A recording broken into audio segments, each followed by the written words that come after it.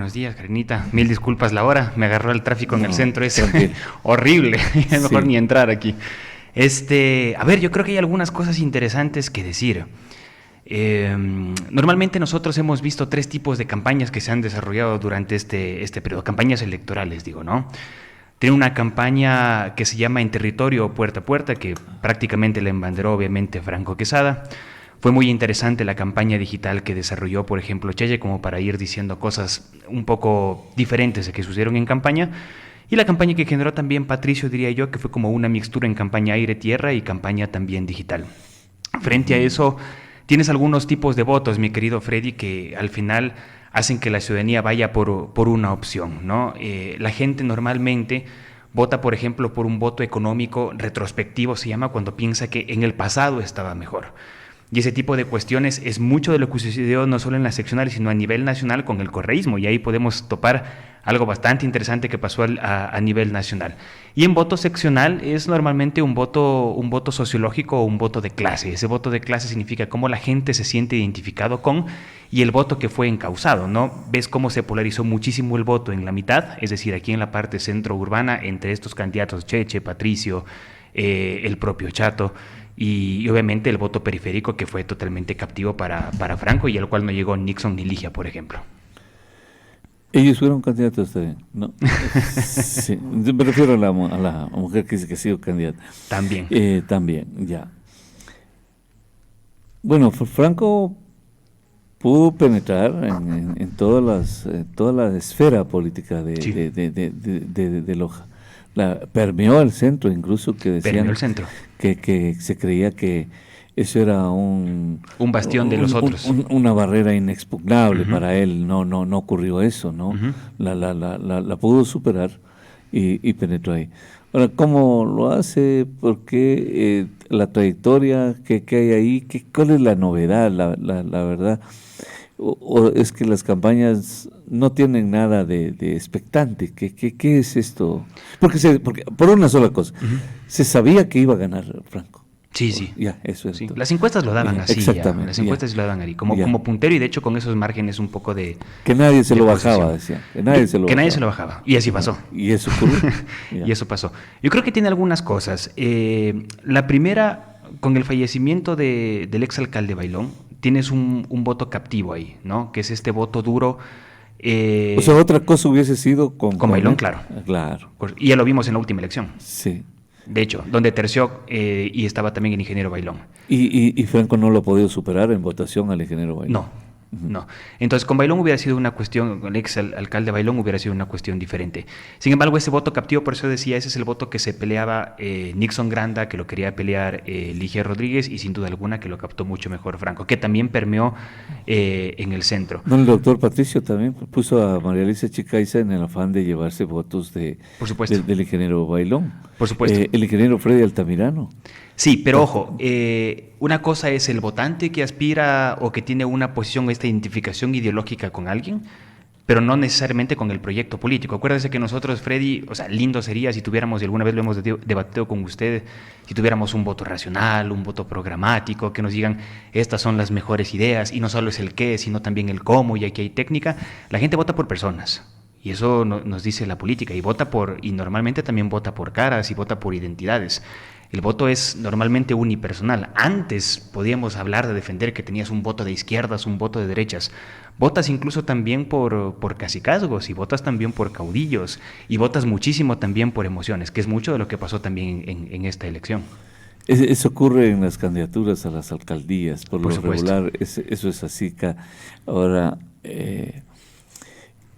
¿de qué sirve entonces la formación política? ¿O eso es política? ¿Eso es hacer política solo de otro modo, de un modo que uno de repente no lo entiende? También puede ser o no. Eso es política electoral. Y eso es política Eso es electoral. política electoral. Tú Ya. tienes tres tipos de política y esto es interesante. Tienes la ciencia política, que es las personas que se dedican al estudio al estudio profundo de la ciencia para entender las problemáticas y plantear soluciones desde la ciencia, y eso significa que tú aplicas un método, que sea objetivo, que sea técnico, que te permita resolver algo. Tienes también, Freddy, la política pública, y eso implica cómo nosotros identificamos problemas públicos y les planteamos soluciones a esos problemas públicos. Y tienes la política electoral. Y esa política electoral es la que nosotros vemos cada 2 años cuando vemos justamente las campañas políticas, etcétera. Lo interesante de esto de aquí es, yo diría, claro, uno a veces se decepciona porque creería que las personas más competentes no necesariamente están en la política electoral, pero sin duda alguna esa yo creo que es la tarea de los medios de comunicación, de la academia, de generar formación y educación política. Es lo que hemos tratado de hacer o es lo que se está tratando de hacer para generar un poco más de conciencia.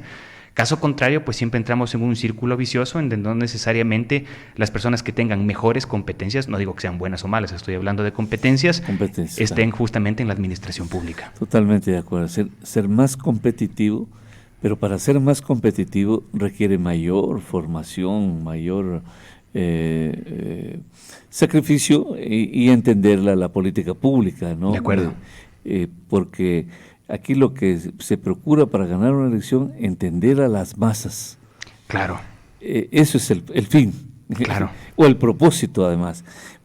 Yo le entiendo a ellos, me comporto como ellos, soy como ellos, y el asunto está resuelto. Pero hay una segunda parte, que debería ser la primera. Que es la que va a empezar ahora. Claro. Mire que lo que usted dice es cierto, ¿no? Yo siempre les digo a mis alumnos que nunca compren una campaña electoral por una sola circunstancia. En una campaña electoral tú lo que haces es crear un personaje. Tú creas un personaje a raíz de un producto. Tú vendes un producto, claro, a raíz de lo que las encuestas te están diciendo. Entonces, si tú dices, tengo público joven y tengo voto joven, y el voto joven ahorita se siente mucho más identificado con los animales, con el animalismo, con la movilidad sostenible, entonces, ¿qué haces tú mañana? Sales en bicicleta, foto con el perro y abrazas a tu esposa, ¿no? Y eso tiene una circunstancia gigante porque tú no estás mostrando coherencia política, valor que Ortega y Gasset, que usted alguna vez creo que lo escuché citar también, Ortega y Gasset decía, si quieres diferenciar un gran político, un gran filósofo, lo decía también él, mira la coherencia hacia atrás. No solo es el momento del producto que te están vendiendo en ese momento.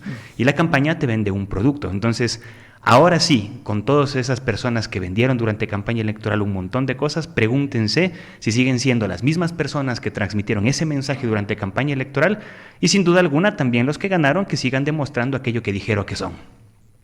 Ya, ahora el producto terminado le interesa al público consumidor, debería ser, pero buscan un producto terminado en la campaña. Claro. En la campaña, o sea, solo para la campaña. Porque, Freddy, nosotros somos una sociedad inmediatista. Si yo vengo y le digo a usted, Freddy, pensemos en una loja a 20, 30 años, usted me diga, no, pero si mañana yo no sé qué vaya a pasar, mañana es posible que yo vaya a morir, mañana no van a ser las mismas circunstancias. La sociedad en la que nosotros vivimos, Freddy y Cari, es una sociedad en la que nosotros decimos todo tiene que estar para mañana. Por eso nos gusta y se puso mucho de moda, sobre todo, por ejemplo, con la política gringa. Lo vimos con el presidente recién cuando asumió. En 100 minutos, en 100 segundos, en 100 horas, en 100 días, todo va a estar solucionado. Y eso no es cierto. Los grandes cambios profundos, las estructuras políticas para que cambien toman tiempo. Tienes que dar pininos ahí. Tienen tiempo y hombres. Es decir, son mucha gente. Son requisitos sine qua non de las verdaderas transformaciones y revoluciones. Claro, hombres y tiempo. Pero si yo le digo eso en campaña, usted me va a decir, no, pero es que eso todavía va a pasar en mucho tiempo y mañana yo no voy a estar. Exacto. ¿Qué tengo que ofrecer ahorita? Mañana todo va a estar hecho. Entonces, ahí es donde tenemos que cuidarnos. Es que ahí es donde reina e impera la filosofía. De acuerdo. Que hay que para cosechar hay que sembrar. De acuerdo. Pero mientras se siembra, ayer lo recordábamos aquí con el ingeniero Mancino, no es tiempo de cosechar. Uh-huh. Entonces la cosecha tarda. Y esa es la filosofía del agricultor, que tiene paciencia, no que tiene paciencia. Que es una virtud. Y que hace un procedimiento. Y un proceso. Pero es un procedimiento permanente, es decir, de por vida lo hace, que ara la tierra, que la oxigena, que la está fertilizando, que luego ya entonces la semilla tiene que ser buena, pero debe regarle con agua, pero debe haber sol además, que cosas que no dependen de él a veces, ¿no? Es decir, son problemas endógenos, exógenos, que escapan, pero que no puede prescindir de observarlos? Dos cosas acaba de decir usted. Claro. Trata de controlar el agricultor lo que sí depende de él, y es la fuerza y la voluntad que le coloque, y cómo se va ambientando y cómo va entendiendo el entorno para interpretarlo. Sol, lluvia, etcétera. Lo mismo pasa con la política si quisieras generar un verdadero proceso de transformación, es decir, cómo siembras y cómo comienzas a construir militancia política, formación política a largo plazo, más allá de que el entorno sea cambiante o benevolente para ti y para una elección, porque la política tiene que trascender una elección. Ese es el gran problema que tiene la ciudad, la provincia y el país. Cada 4 le reiniciamos a esta ciudad y cada 4 le reiniciamos a este país. Y al reiniciar a cada rato es como la computadora dañada cuando uno le reinicia y cree que se vuelve a prender y todo está bien, pero al final no estás ni apagándola bien ni prendiéndola bien. Y eso le pasa aquí. Y lo que ocurre es que se pierde un tiempo. Por supuesto. Se queda uno paralizado. Es decir, yo reinicio mi teléfono y todo. ¿Y sabe qué se pierde mi celular también? viejito, prostático y pichilón que tengo. Entonces, al reiniciarlo me quedo paralizado. Pueden estarme llamando y yo quiero llamar, no puedo. Pero entonces es un tiempo que se pierde. Pero Freddy, en ese ensayo. y se pierde ese tiempo, y sabe que también se pierden las buenas ideas de las personas que estuvieron atrás, porque yo creo que algo que también le ha afectado mucho a la política es entender que los que vinieron antes, a pesar de que no sean de nuestra posición política o ideología, también tuvieron aciertos, y sobre los aciertos hay que seguir construyendo. Exacto. Pero la política maniquea en la que nos hacen vivir es, si es que tú eres opositor mío, eres mi enemigo acérrimo. A mí Marco Aurelio decía algo precioso, que yo creo que no lo entendió, por ejemplo, el gobierno actual, ni los anteriores gobiernos. Si quieres ser mejor que tu enemigo, sé mejor que tu enemigo. No lo ataques. No lo denostes. Trabaja y genera una mejor propuesta para diferenciarte. Se refería a que no hay que ejercer una venganza. Él decía, si quieres vengarte de tu enemigo, no te parezcas a él. Nada más. Eso es todo. Claro, no tienes que parecerte a él. Y en la política es exactamente lo mismo. Es lo único que debería hacer, generar una propuesta que cale. Claro, pero para hacer esa política se requieren dos, a mí me parece que son como dos componentes o estamentos sociales, ¿no? El primero, este público, que somos la mayoría, la masa, y el segundo, los actores políticos, es decir, los que van a tomar decisiones, deben estar debidamente preparados, tanto el uno como el otro. Sí, yo creo que necesitamos una cultura política, al menos como un cimiento, y esa yo creo que es una tarea que siempre lo he dicho yo de la academia, de los medios de comunicación. Pero yo incluso iría un pedazo más atrás, que alguna vez lo conversamos con usted, Freddy. A mí no me preocuparía tanto que la gente no entienda el tecnicismo político o que los políticos no entiendan el tecnicismo político, pero que tengan pensamiento crítico. Y tener pensamiento crítico es abrazar un poco a veces la duda para que se entienda lo que me están diciendo. Nada más, si como sociedad abrazáramos la duda, si como medios abrazáramos la duda, solo para entender que tengo que contrastar la información que me está diciendo el político, o que mi papá me está diciendo porque yo tengo que votar por, o que mi entorno me está diciendo que tengo que votar por, y yo cuestiono, yo gano un paso agigantado. Y esa es una sociedad pensante. Una sociedad pensante yo creo que incluso es mucho más importante y más sesuda que una sociedad que maneje tecnicismos políticos para construir una verdadera política. Ahora, bueno, lo que usted dice es un manjar, es una belleza, pero le cuento que ahí hay un tema que nos pasa en la vida real. Por ejemplo, ustedes como docentes explican al alumno, el alumno normalmente asimila, acepta,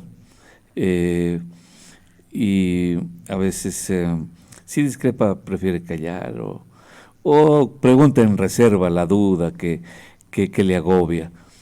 Aquí en este trabajo, por ejemplo, tan pronto usted insinúe algo que incomoda a un político, ese político ya se vuelve casi enemigo hasta que lo necesita. Ya se convierte en un enemigo. Entonces usted ahí, uno que ya tiene experiencia, entonces ve la baja formación ética, incluso moral y espiritual de esa persona, porque es un bandido. Es un bandido, es un pícaro que claro, parece que uno le hubiese herido, pero con la incordia del avispón, ¿no? Pero se siente así lastimado, herido, y en consecuencia se victimiza, pero tan pronto pasa el dolor, entonces ahora sí, en búsqueda, hace un contorneo y entonces llega y como que no ha pasado nada. Pero entonces uno sabe cuál es la viveza del actor político y aprende también a descubrir gente que sí hay buena en la política, gente sana, ¿no?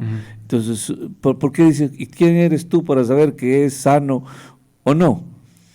Porque la conversación, el intelecto a veces es como la mala comida, el alimento. Usted te come algo y sabe que no estuvo bien porque se ha hinchado, ¿no? Y se ha hinchado, entonces, no tiene que decir que fue bueno, no, está con el estómago mal, entonces sabe que esa comida le hizo daño.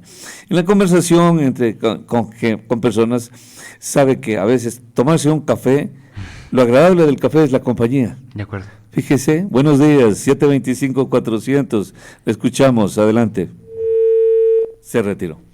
Avancemos. Yo coincido, Freddy. Epicteto es otro filósofo que me gusta un montón, y él dentro de los estoicos decía, si te ofenden, ¿no es cierto? Porque no te dicen no hay cosas buenas ni malas. Si te ofenden, asume. Si es que es algo cierto, corrige. Y si es que no es algo cierto, te resbala. Y ya está. Y se ha quedado hasta ahora. Y ¿no? ya está. Pero es también tener un poquito de perspectiva. Eso yo supongo que te lo da un poco el tiempo, te lo da también la experiencia y te lo da también el frenteo con esas posiciones que a veces disgustan cuando sales también de la burbuja. Y eso dice mucho también, sin duda alguna, de la ética que tienen o no nuestros políticos. Claro, pero de todo esto que ha pasado, ahorita yo quisiera que usted reconociera que lo hemos hecho atrás y ha sido casi lo mismo. Yo no sé cuándo va a cambiar radicalmente, o sea, de ver. ¿Cómo será en los hechos? Los veremos en los hechos, porque en la táctica de la campaña ya los hemos visto, ¿no? Disímiles uno del otro, y claro, ahí en la guerra se gana y se pierde, como en esta, que nos enseñan a nosotros que ganar por ganar, no importa cómo, ¿no? Sun Tzu decía que la guerra más cruenta que un ser humano puede librar es la guerra interna con sus propios valores, ¿no? Esa guerra que no le permite trastocar valores inmanentes al ser humano, que no importa la derrota, pero no transgrede las leyes universales de la naturaleza. Entonces, esos personajes, yo no sé si hay ahora, ¿no? No, a mí lo que me da temor, diría yo, de el cambio que va a haber para la sociedad entre una campaña política y el proceso político. Y por eso Alfredo Pérez Canseco decía, la historia no está hecha para contarla, sino para interpretarla. Piensen un poco en la campaña, yo simplemente pongo el ejemplo de la campaña de Herbas, ¿no? Que era una campaña muy movida, una campaña digital, novedosa, lo mismo de Yaku, y luego una cosa es campaña, y luego se apaga ese switch del personaje político. Una persona que fue llevado a ese entonces por un gran estratega como Juan Mateo Zúñiga, que hizo ganar al presidente de la República actual en segunda vuelta, con una campaña digital novedosa que captó, que emocionó, y luego vemos también en dónde estamos. Lo que quiero que se entienda es que lo que vemos en campaña no es necesariamente lo real. Sí. De ahí es donde nosotros debemos juzgar la parte de la coherencia política. Ojo. ¿Es como un espejismo? Sí, es como una obra de teatro. Y a veces nos gusta ser espectadores y uno paga por lo que quiere ver en esa obra de teatro. Perfecto. Es como el comediante. Si lo vuelve a contar 2 veces ese chiste, 3 veces... Y tú te sigues riendo, ya no es problema del comediante, es problema del espectador que está pagando para reírse. Claro, y que se ríe como tonto por algo que ya vio y ya escuchó. Quiere decir que si Herbas repite esa campaña, ya no le da resultado. Quiere decir que una campaña política mide un espacio y un tiempo específico y responde puntualmente a eso, porque para eso se genera una estrategia política. El desafío de generar un proceso político de transformación es que la campaña sea un instrumento para construir ese proceso. Pero la política electoral que nosotros hemos tenido el fin es la campaña y ganar. Y a veces, yo entiendo esto de aquí, y a veces ganar como se gana no es ganar, es perder. Sí. Muy Correcto. Pero en la parte más pragmática o táctica. ¿Qué será? ¿Por qué pierden los candidatos? ¿Porque cometen errores deliberados? ¿Porque hay negligencia? ¿O qué será? Tienes algunas cosas. Por ejemplo, para lanzarte a una seccional, Freddy, tú necesitas mínimo 60% de conocimiento. ¿Qué significa 60% de conocimiento? Que la gente te conozca, hable bien o hable mal. Da igual. Muchos de los candidatos, de estos 15 candidatos que nosotros tuvimos cuando estamos hablando de unas seccionales, no eran conocidos. Entonces, ya no solo están combatiendo con grandes estructuras políticas o con grandes personajes que ya son conocidos, como yo venía escuchando, sino que simplemente también entran en ese porcentaje de desventaja, más allá de que tengan preparación, de que sean competentes, etcétera. Eso es una cosa. La segunda es cómo cala ese mensaje, porque cuando tú trabajas el discurso político tiene que tener algunos elementos, y normalmente la lógica no es necesariamente el elemento que más debe primar, porque no es el que más guste. La lógica normalmente apela a un cerebro racional, y muchas veces al votante, a nosotros como ciudadanos, nos gusta prender dos cerebros, Freddy querido, y ese es el cerebro emocional y el de la supervivencia. Es decir, el que me diga que me va a proteger, y por eso topaban temas de seguridad absolutamente todos, a pesar de que no era competencia, porque eso es lo que la gente quería en ese momento. Exacto. O me diga que me va a dar trabajo, porque eso es supervivencia, a pesar de que no es competencia, y todo el mundo lo decía. Yo me siento entonces seguro. Me da igual si es que yo razono, si es que es competencia o no, de acuerdo al COTAD. Lo que hago es prenderme a mi amiga y le decir, este me protege, este me cuida, por acá voy. Primitivo puntualmente, pero tiene un sentido. Y obviamente a eso súmale las emociones de jugar con cuestiones como el amor, el odio, la empatía, entrar con parte de religión, porque muchas veces muchos candidatos, todo el mundo se vuelve católico en ese entonces y abraza a Dios, porque justamente más del 80% de la población es católica. Entonces, pero hacer ese análisis yo creo que toma tiempo. Sin embargo, al votante que vive de la necesidad, entonces también se trata de anclar, porque está sobreviviendo en un mundo que muchas veces con tanta información lo que hace es oprobiarlo. Y eso primó, ¿no? Esa reacción inmediatista. Sí. Rápida, ¿no? Eso pasa en una y cómoda campaña. también a veces. Y cómoda, y yo siempre digo, es como comer un caramelo, ¿no? A veces el caramelo te genera esta endorfina y esta sensación de felicidad, pero puede que después te das cuenta que te puede dar diabetes. Entonces... Sí, claro, no, es extraordinario, ¿no? El análisis. Eso es, y entonces el político se tiene que preparar para atacar esos sentimientos más bien. Es decir, o sea, más que atacarlos incluso, más bien coincidir con con esas reacciones inmediatistas de la gente. Coincidir, y tiene una responsabilidad, Freddy, porque si tú sabes que el votante normalmente vota por emociones y que el votante también vota por sobrevivir, sé digno, yo creo que esa es una palabra que se debe recuperar, sé digno y ofrece también ideas con razón. Es decir, no solo generes esa empatía que el votante está pidiendo, plantea un programa en donde razonadamente respondas cómo. Porque luego cuando el votante te dé su confianza, que al final es eso, y tú puedas llegar a una posición de poder, no vas a poder responderle. Y el gran problema, Freddy, es lo que pasa cuando la expectativa crece mucho y la realidad se queda abajo. Y cada vez que se va abriendo mucho más esa brecha, es cuando nosotros decimos, todos los políticos son malos, hay que revocarle, hay que quitarle, hay que cambiarle, hay que hacer golpe de Estado, y ese es el círculo vicioso de la política ecuatoriana. Ahorita estoy muy agradecido, pero muy agradecido de poder conversar esta mañana sobre temas políticos sin los actores políticos, que ya es una diferencia enorme, ¿no? Y por su deferencia de acompañarme esta mañana. Ojalá que lo hagamos con mayor frecuencia. Estoy muy agradecido. Nos hablamos en otro momento. Gracias, Pablo.